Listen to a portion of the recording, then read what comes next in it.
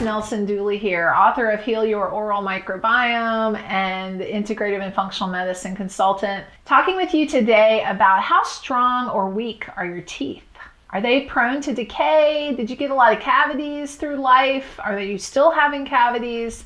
If so, it actually can be reversed. It can be improved a lot. And it's not just that you are doomed to all of eternity with lots of tooth decay. There's a lot of root causes for tooth decay that I don't think dentists or clinicians are talking about very much.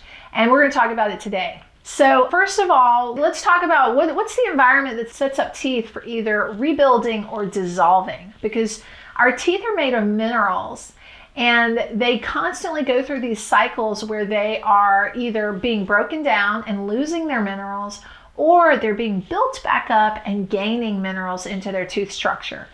So there's many different things can affect this balance. And one of the main things, which I'm sure you've heard about a lot, is the pH in the mouth. So pH, I'm sure you remember from high school, a low pH would be 0, that would be very acidic. A high pH would be basic or alkaline, that would be like 15. And then right in the middle is neutral, the happy place of 7. And our saliva, our mouth, likes to be in acid-base balance. And that's where our mouth is healthiest. That's when our teeth are building up and being remineralized. And that's when our oral microbiome is happy at that pH as well. But when we eat sugar, our pH drops. It gets very low. When it goes down to 5.5 pH, that is red alert for the teeth. That's when the teeth start to break down and demineralize. And that's when tooth decay can occur, because teeth are so weakened and the food you're eating is creating that pH, that low pH, acidic pH. And then acid-producing bacteria on top of that create acid that just creates a vicious cycle where teeth just can't get their head above water. They're constantly in an acidic pH. Bacteria are thriving. Sugar's coming in.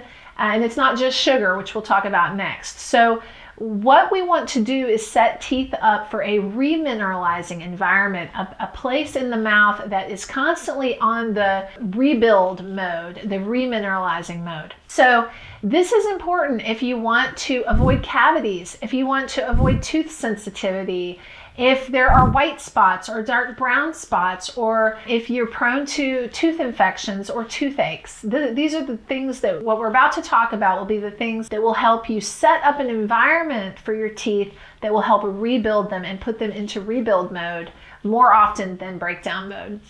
So my number one recommendation is diet. Diet, diet. It's extremely important for creating a healthy pH in your mouth. And there's two parts to it. One is the foods that you eat. And I don't just mean eating acidic foods, right? It's actually a little more complicated than that. I do explain this further in my blog. It's called Natural Treatments to Remineralize Teeth, Balance Mouth pH, and Stop Tooth Decay. So check it out if you'd like more details. But there are acid-forming foods and there are alkaline-forming foods. And the acid-forming foods are actually the foods that are more common in the standard American diet. We call it the SAD diet for a reason. It's high in meat, it's high in grains, it's high in dairy and sugar. So that diet creates a more acidic pH in the mouth, whereas the alkaline-forming foods are your fruits and your vegetables, plant-based diet. And that diet encourages a more alkaline pH or a more balanced neutral pH, counteracts the acid-forming foods that are common in the standard American diet. So the foods you eat are really important. Your dentist probably isn't talking to you about your diet. Your dentist is probably talking to you about sugar, candy, fruit juice, and soda, and that's not enough when you're trying to remineralize and build strong, healthy teeth. Now, on top of this, we have acid-producing bacteria. They love sugar, they love carbs, and they're going to town when you eat those things, creating acid, creating cavities, breaking down teeth. So it's a double whammy, and especially refined grain without all the beneficial parts of the grain. This is a double whammy when it comes to demineralized teeth and tooth decay. So when we think about diet, we want to be aiming for a alkaline forming diet with lots of fruits and vegetables. Fill up 70% of your plate with vegetables. And also, meats are still okay. We know from hunter-gatherers that they have the healthiest mouths, little gum disease, few cavities, healthier oral microbiomes, and we know that they are eating whole foods, things that you can pluck off of a plant, dig up from the ground, hunt or fish or gather. So that type of a diet is going to be the diet that's very best for your teeth and is going to help remineralize your teeth. Number 2 is nutrition. This is a really important component. Your teeth are made of minerals, and therefore your mineral status needs to be high and healthy if you want to remineralize your teeth and make them strong. Consider taking multi-minerals. Consider eating a whole foods diet that's rich in nutrients. Organic foods are going to have higher nutrient content.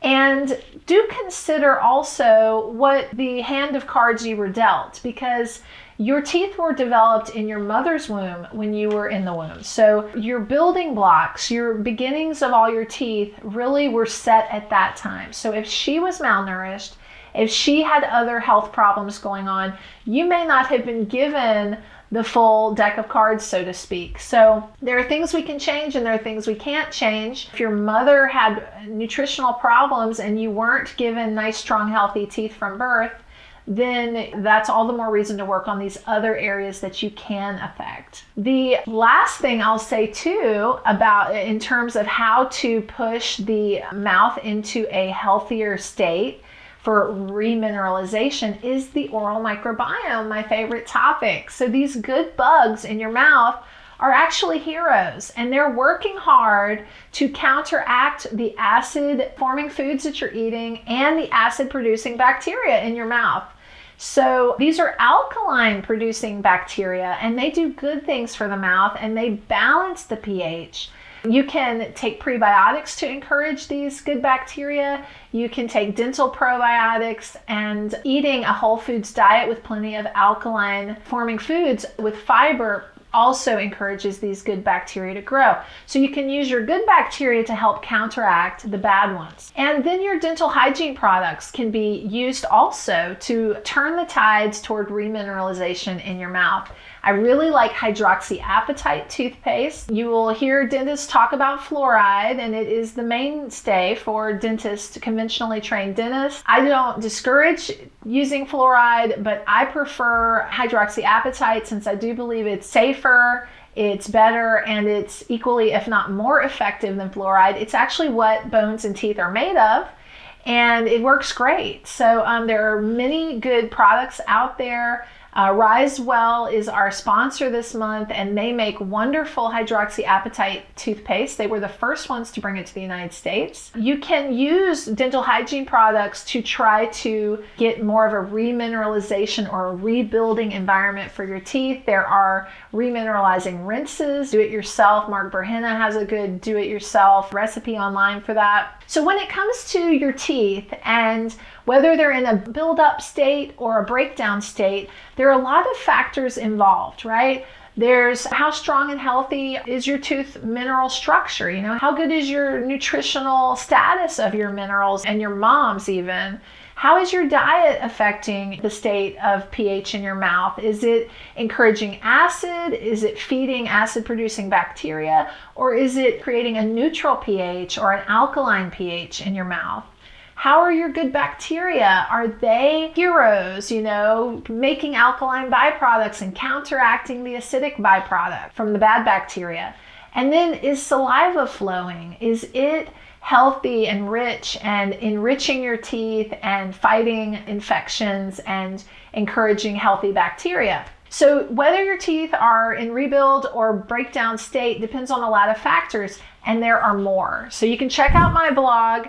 I always think about the oral microbiome through the lens of functional medicine, because really everything is connected in your body.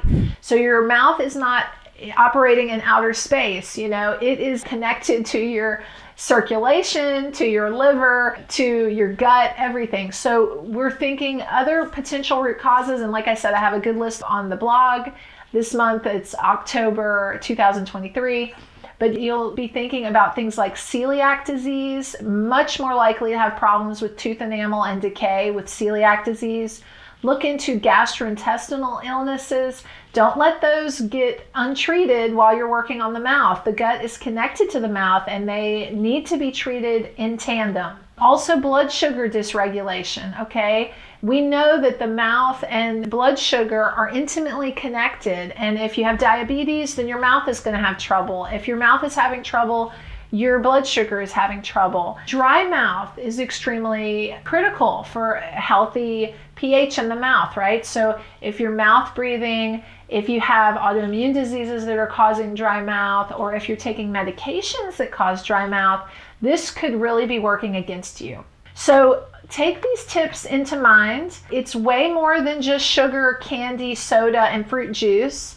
I really wish dentists everywhere would be recommending these important tips for improving diet and encouraging a healthier diet across the board for healthier teeth. Take these tips, put them into action, figure out the root cause of why you have chronic decay or your children, and get a healthier smile and a healthier body. I'll see you next time. Thanks.